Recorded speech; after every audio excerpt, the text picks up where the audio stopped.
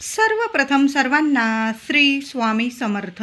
स्वामी महाराजांच्या कृपेने तुमच्या सर्व चांगल्या इच्छा पूर्ण होत ही स्वामींचरणी प्रार्थना करते आणि आजच्या व्हिडिओला सुरुवात करते. 19 मार्च 2026 गुरुवार दिवशी गुढीपाडवा आलेला आहे.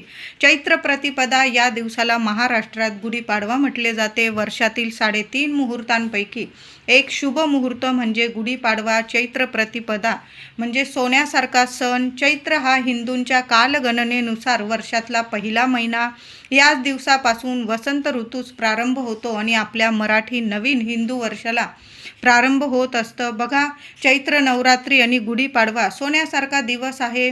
जे काही शुभ कामं करायचे आहे, अतिशय शुभ दिवस आहे. पण कॅलेंडरनुसार आपण बघितलं तर कॅलेंडरमध्ये 19 मार्च 2026 गुरुवार दिवशी अमावस्या असल्याने आपण गुढी उभारावी का? चैत्र नवरात्रीला प्रारंभ होत आहे. घटस्थापना करावी का? अखंड दिवा प्रज्वलित करावा का? ज्या शुभ गोष्टी आपण करत असतो गुढीपाडव्याला कराव्या का? तर यावर्षी दिनांक 19 मार्च 2026 रोजी गुरुवारी गुढीपाडवा असल्याने या दिवशी चैत्र शुद्ध प्रतिपदेचा क्षय असल्याने अमावस्या समाप्तीनंतर म्हणजे सकाळी 6:53 आपण गुढी उभारायची आहे. ही अमावस्या सूर्योदय बघितलेली नसल्यामुळे या दिवशी अमावस्या नसून गुढीपाडव्याचा म्हणजे चैत्र प्रतिपदेची ही तिथी प्रारंभ होत आहे. 6:53 ही चैत्र प्रतिपदेची तिथी प्रारंभ होत असल्यामुळे आपण या दिवशी 6:53 सकाळी 7 वाजेनंतर अगदी आनंदाने उत्साहाने गुढीपाडव्याचा सण साजरा करायचा आहे. पंचांगानुसार गणपती पूजन सुद्धा सकाळी 7 वाजेनंतर तुम्ही करू शकता. चैत्र शुद्ध प्रतिपदेपासून सुरू होणाऱ्या श्रीराम नवरात्र आणि वासंतिक नवरात्र सुद्धा प्रारंभ होत आहे. मग अमावस्या समाप्तीनंतर म्हणजे अमावस्या समाप्ती ही सूर्योदय बघितलेली नसल्यामुळे या दिवशी संपूर्ण दिवसभर हा शुभच आहे. फक्त गुरुवारी दुपारी 1 ते 3 हा राहूचा काळ असणार आहे. चुकून सुद्धा 1 ते 3 या काळात या वेळात घटस्थापना करत असाल, तुम्ही अखंड दिवा प्रज्वलित करत असाल किंवा गुढी उभारत असाल. गुढी तर आपण सकाळीच उभारत असतो. म्हणून महिलांनो 19 तारखेला दादांनो 19 मार्च 2026 गुरुवारी सकाळी 7 वाजेपासून दुपारी 12 वाजेच्या आत, खरं तर 9 वाजेच्या आतच आपल्या दाराशी गुढी उभारायची आहे. पण झालाच, लेकरं बाळं असतात, घरातली कामं वगैरे, कारण हा दिवस खूप मोठा असतो. जेवढे शुभ कामं करता येईल आपण करत असतो. घरदार स्वच्छ करून स्वस्तिक वगैरे काढणं म्हणजे बऱ्याचशा शुभ गोष्टी करायला आपल्याला सर्वांना वेळ लागतोच. मग दुपारी 12 वाजेच्या आत 11-12 वाजेच्या आत आपल्या घरात दाराशी गुढी उभारायलाच पाहिजे. अत्यंत शुभ मुहूर्त आहे. ज्या महिला नवरात्र बसवतात म्हणजे घटस्थापना करतात, अखंड दिवा प्रज्वलित करतात, तर तुम्ही दुपारी 12 वाजेच्या आत करून घ्यायचा आहे. नाहीतर थोडा वेळ झाला तुम्हाला घटस्थापना वगैरे करायला, अखंड दिवा प्रज्वलित करायला, तर तुम्ही 3 वाजेनंतर करायचा आहे. कारण 1 ते 3 हा राहूचा काळ आहे, शुभ दिवस आहे. राहू काळ बघून घ्या आणि मग आपल्याला शुभ गोष्टी करायच्या आहे. या दिवशी तुम्ही सोने खरेदी करणं, जागा, वाहन, नवीन वस्तू खरेदी करणं, कुठल्या व्यवसायाचा शुभारंभ म्हणजे गृहप्रवेश करणं अतिशय शुभच दिवस आहे. संपूर्ण दिवस शुभ आहे. फक्त दुपारी 1 ते 3 हा राहूचा काळ असणार आहे. एवढा 1-2 तासाचा राहू काळ जाऊ द्या. बाकी सकाळी 7 वाजेपासून सकाळी 6:53 पासून ते अगदी रात्रीच्या म्हणजे 9-10 वाजेपर्यंत अगदी संपूर्ण दिवस हा शुभच आहे. सर्व काही शुभ बोलणी वगैरे सर्व गोष्टी या दिवशी अगदी आनंदाने करू शकता. अमावस्येचा कुठलाही अडथळा गुढीपाडव्यावर नसून अगदी आनंदाने उत्साहाने जसा दरवर्षी आपण हा सण साजरा करतो ना, तशाच पद्धतीने करायचा आहे. यापूर्वी 19 मार्च 2007 आणि 6 एप्रिल 2008 आणि 28 मार्च 2017 या दिवशी याचप्रमाणे अमावस्या समाप्तीनंतर आपण गुढीपूजन केले होते. बघा, 19 मार्च 2007, 6 एप्रिल 2008 आणि 28 मार्च 2017 असं 3 वर्षी आपण अशाच पद्धतीने सकाळी पहाटे अमावस्या समाप्तीनंतर आपण गुढीपूजन केलेलं आहे. तशाच पद्धतीने या वर्षीसुद्धा 19 मार्च 2026 गुरुवार रोजी आपण सकाळी 7 वाजेपासून दुपारी 12च्या आत आपल्या घरात या शुभ गोष्टी जरूर करा.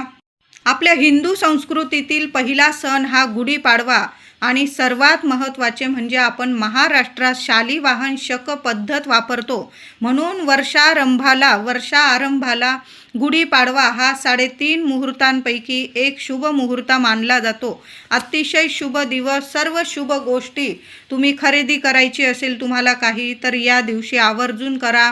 गृहप्रवेश, गणेश पूजन, वास्तुशांती संपूर्ण दिवस शुभ आहे. गुढीपाडवा हा 2 अक्षरांनी बनलेला शब्द आहे. गुढी म्हणजे स्वातंत्र्याची ध्वजा आणि पाडवा म्हणजे विजय ध्वज. याच दिवशी ब्रह्मदेवांनी जग उत्पन्न केले, सृष्टी निर्माण केली. प्रभू रामचंद्रांनी आपला 14 वर्षाचा वनवास संपवून रावणाचा वध करून याच दिवशी अयोध्या नगरीत प्रवेश केला. त्यावेळी लोकांनी गुढ्या तोरणे उभारून तो दिवस अगदी आनंदाने साजरा केला. तो म्हणजे गुढीपाडव्याचा दिवस. बघा किती शुभ दिवस आहे.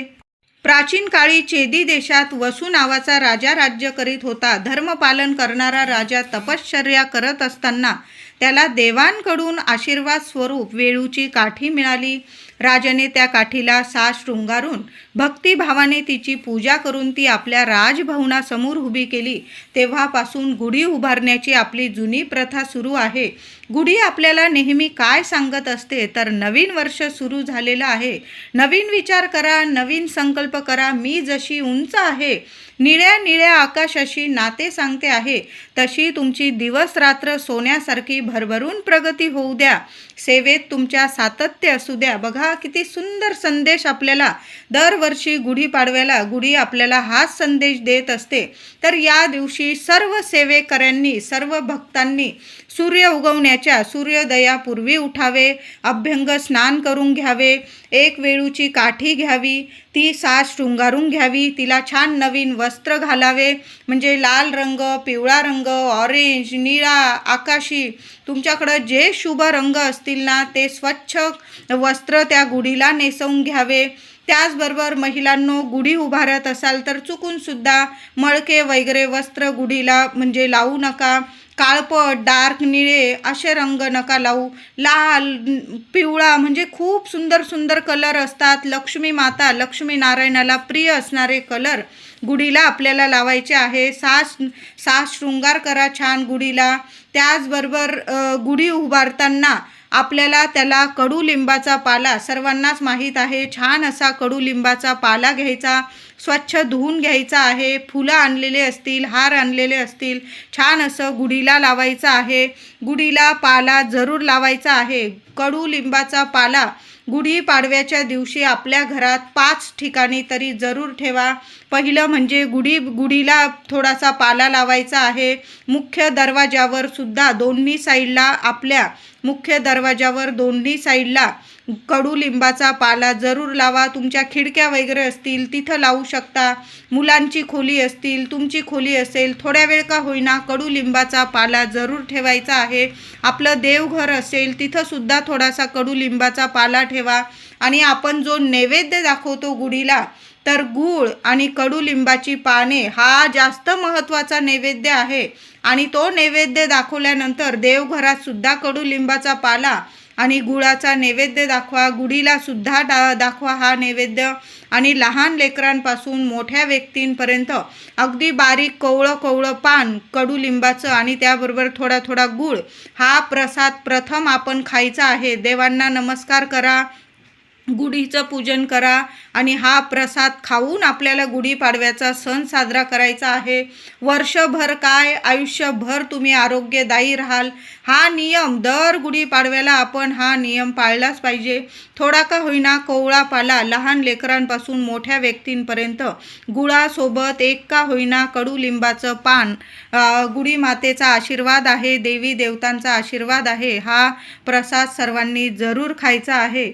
तर गुढी कशी उभारावी, तर वेळूची छान काठी घ्यावी, स्वच्छ धुवून घ्यावी, तिला छान वस्त्र नेसवावे, साडी चोळी घालावी, त्याचबरोबर त्यास कडुलिंबाचा कोवळा पाला, फुलं, हार, त्याचबरोबर साखरेचं कंकण, हार घालावे आणि एक तांब्याचा कलश, त्याला अष्टदिशांनी हळदी कुंकू लावून घ्यायचा आहे किंवा हळदी कुंकू ओलं करून तांब्यावर स्वस्तिक काढून घ्यायचं आहे आणि पुढील मंत्र म्हणजे ओम ब्रह्मध्वजाय नमः पालथ्या स्वरूपात तो तांब्याचा कलश त्या गुढीवर ठेवावा आणि ओम ब्रह्मध्वजाय नमः किमान 21 वेळा हा मंत्र जपा आणि आपल्या दाराशी अगदी साध्या सोप्या पद्धतीने तुम्ही दरवर्षी जशी गुढी उभारता तशा पद्धतीने पाट वगैरे ठेवा.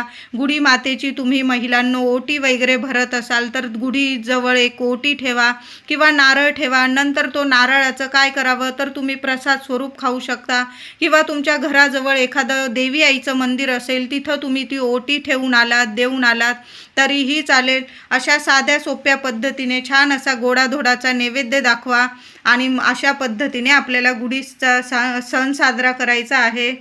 गुढीपाडव्याच्या दिवशी ओम ब्रह्मध्वजाय नमः, ओम ब्रह्मध्वजाय नमः या मंत्राने गुढीची पंचोपचार पूजा करावी. पूजा झाल्यावर गुढी घराबाहेर उंच ठिकाणी उभारावी.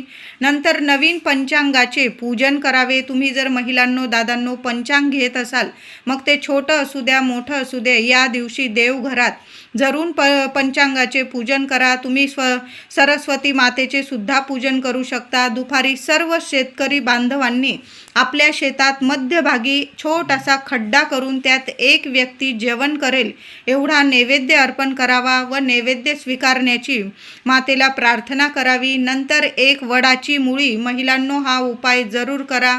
अगदी साधा सोपा उपाय आहे. तुम्हाला आयुर्वेदिक दुकानात या वस्तू मिळून जातील. फक्त तुम्हाला 2 वस्तू लागणार आहे, पण जरूर उपाय करा. तर एक वडाची मुळी लागणार आहे तुम्हाला आणि एक रंगारी हिरडा लागणार आहे. या 2 वस्तू तुम्हाला आयुर्वेदिक दुकानात मिळून जाईल. वर्षभर आपल्या घरादाराचं रक्षण करतात ह्या वस्तू.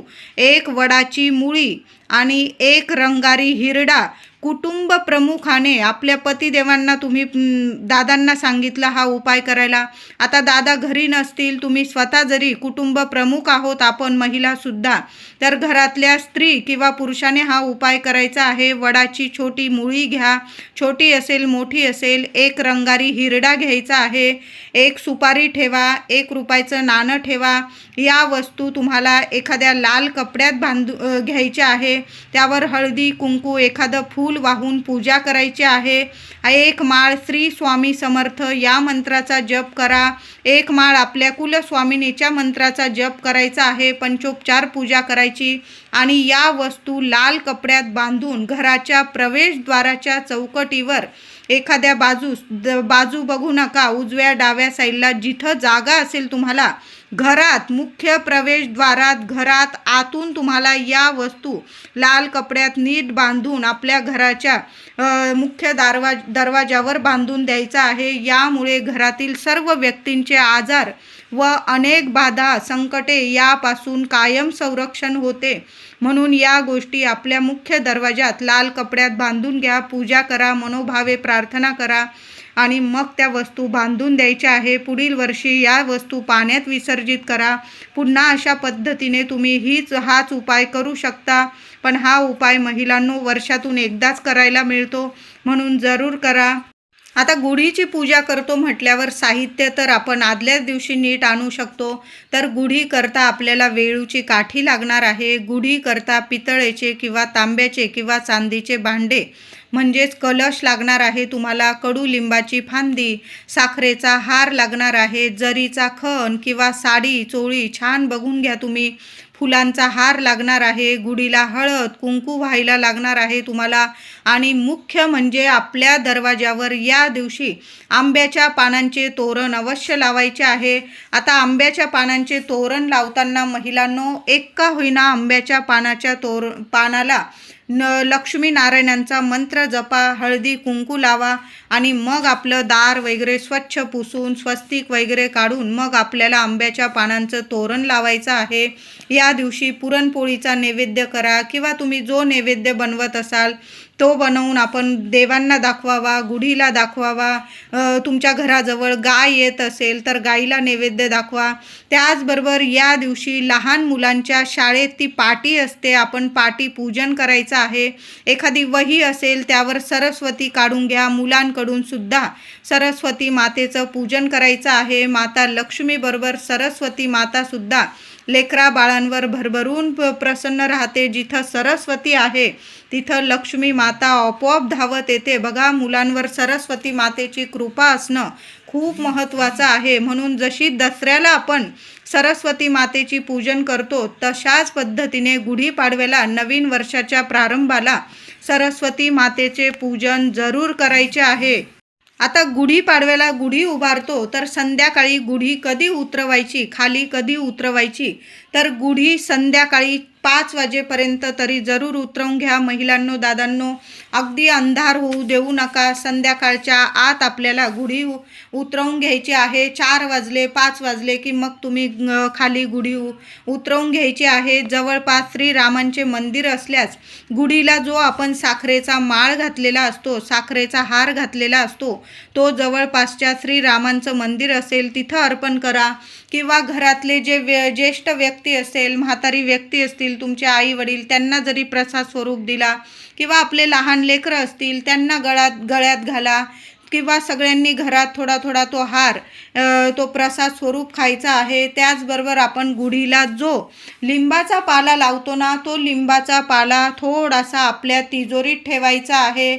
महिलांनो, उपाय जरूर करा. वर्षातून एकदाच हे उपाय तापाय करायला मिळतात, पण वर्ष कसं सोन्यासारखं सुख समृद्धीचं आरोग्यदायी जात असतं, मुलांना प्रगतिशील जातं. म्हणून गुढीला लावलेला साखरेचा हार सुद्धा प्रसाद स्वरूप खायचा आहे. आणि जो गुढीला लिंबाचा पाला लावलेला असतो खूप महत्त्वाचा असतो. थोडा लिंबाचा पाला 5 पानं किंवा 21 पानं, 11 पानं तुम्ही तिजोरीत ठेवायचे आहे. नीट ठेवा, वर्षभर जपून ठेवायचं आहे. आणि थोडा पाला आपल्या धान्याचे जे डबे असतील तुमचे मुख्य, त्यात टाकून द्यायचं आहे. वर्षभर तुमचं धान्य कमी होणार नाही, घरात कशाला कमी राहणार नाही, कीड वगैरे सुद्धा तुमच्या धान्याला लागणार नाही. तो पाला तुम्ही प्रसाद स्वरूप पण खाऊ शकता. तिजोरीत ठेवा, तिजोरीत तर आवर्जून ठेवा. आणि धान्याचे डबे असतील त्यात सुद्धा 2-2 पानं प्रत्येक धान्याच्या डब्यात टाकून द्या. गुढीपाडवा म्हणजे चैत्र प्रतिपदा, आपल्या मराठी नवीन वर्षाची सुरुवात या वर्षी गुरुवारी होत असल्याने अतिशय शुभयोग जुळून आलेला आहे. बऱ्याच जणांना कळालंच असेल, आपलं इंग्रजी नवीन वर्षाची सुरुवात सुद्धा गुरुवारीच झाल्याने बघा दोन्ही योग किती सुवर्ण योग जुळून आलेले आहे. तर गुढीला आवर्जून, गुढी म्हणजे आपल्या घराची लक्ष्मी असते, त्या लक्ष्मीला आवर्जून पिवळ्या कलरची, सोनेरी कलरची साडी जर असेल ना महिलांनो, वस्त्र आवर्जून नेसवा. नाही नसेल तुमच्याकडं पिवळा किंवा सोनेरी कलर, तर छान कलर मी तुम्हाला सांगितलेस, लाल, पिवळा, हिरवा, निळा, आकाशी, जांभळा, जो असेल तुमच्याकडं छान शुभ कलर, तो आवर्जून नेसवायचा आहे. महिलांनो, तुम्हाला कुणी ओटीत किंवा भेट म्हणून साडी चोळी दिलेली असेल तर ती चुकून सुद्धा आपल्या गुढीला, आपल्या घराच्या लक्ष्मीला नेसवू नका. तुम्ही तुमच्या कष्टातून खरेदी केलेली साडी, कोरं वस्त्रच आपल्या गुढीला नेसवायचं आहे. धुतलेलं वगैरे किंवा मळलेलं वगैरे पांढरं कलरचं असेल, काळ्या कलरचं, असं वस्त्र चुकून सुद्धा आपल्या गुढीला नेसवू नका. महिलांनो, हा नियम गुढीला दरवर्षी नक्कीच पाळत जा. त्याचबरोबर एक नारळाचा उपाय गुढीला आवर्जून सर्वांनी करायचा आहे. आदल्या दिवशी पण एक उपाय करा आणि गुढीपाडव्याच्या दिवशी सुद्धा उपाय करायचा आहे. आदल्या दिवशी बुधवारी 18 तारखेला सकाळी 8:25 ही दर्श म्हणजेच फाल्गुन अमावस्या प्रारंभ होत आहे. आपल्या घरावरून एक नारळ जरूर उतरवून डस्टबिनमध्ये टाका, कुणाच्या पायाशी येणार नाही, काळजी घ्या. आणि दुसऱ्या दिवशी 19 तारखेला गुढीपाडव्याच्या दिवशी एक नारळ घ्यायचा आहे, 1 सुपारी, 1 रुपयाचं नाणं, 5 हळकुंड, 5 लवंग, कळालं असेल, 1 नारळ, 1 सुपारी, 1 रुपयाचं नाणं, 5 हळकुंड, 5 लवंग. तुमच्याकडं कवड्या असतील 5 किंवा 7 त्यासुद्धा घेऊ शकता. छान असं पूजा करायची आहे देवी लक्ष्मी समोर, म्हणजे आपल्या कुलस्वामिनी समोर एखाद्या पाटावर ठेवा. या सर्व वस्तू लाल वस्त्रामध्ये हळद कुंकू फुलं अक्षता वाहून पूजा करा. 11 माळी श्री स्वामी समर्थ मंत्राचा जप करायचा आहे. 11 माळी आपल्या कुलस्वामिनीचा जप करा. नाही जमलं एक माळ तरी जरूर करा. त्या सर्व वस्तू लाल कपड्यात नीट बांधून घ्यायच्या आहे आणि आपल्या मुख्य दरवाजावर आतून बांधून द्यायची. असा एक नारळ आपल्या मुख्य दरवाजावर आतून गुढीपाडव्याच्या दिवशी, चैत्र प्रतिपदा चैत्र नवरात्रीच्या दिवशी कुलस्वामिनीच्या नावाने एक नारळ आपल्या मुख्य दारात जरूर बांधून द्या. महिलांना काही 4 दिवस वगैरे असेल तर मग माझ्या दादांनी जरी ही सेवा केली, काही जास्त अवघड नाही, पण वर्षभरासाठी आपल्या घराला कुटुंबाला एक रक्षण कवच मिळणार आहे. खूप सुंदर अनुभव येतील तुम्हाला. घरात कुणाचीच नजर बाधा तुमच्या घराला, तुमच्या प्रगतीला, तुमच्या लक्ष्मीला लागणार नाही. पैसा येऊ लागेल, धन येऊ लागेल, तुमचं कर्ज फिटेल, मुलाबाळांची हवी तशी प्रगती होईल, मनाजोगं तुमच्या सर्व गोष्टी घडून येतील. म्हणून हा नारळाचा उपाय जरूर करा आणि आदल्या दिवशीसुद्धा घरावरून एक नारळ जरूर उतरवून एखाद्या कोपऱ्यात नाहीतर डस्टबिनमध्ये टाकून द्यायचं आहे. तुमचं 4 चाकी वाहन असेल, 2 व्हीलर असेल, 4 व्हीलर वाहनावरून सुद्धा एक नारळ आदल्याच दिवशी जरूर उतरवून टाका.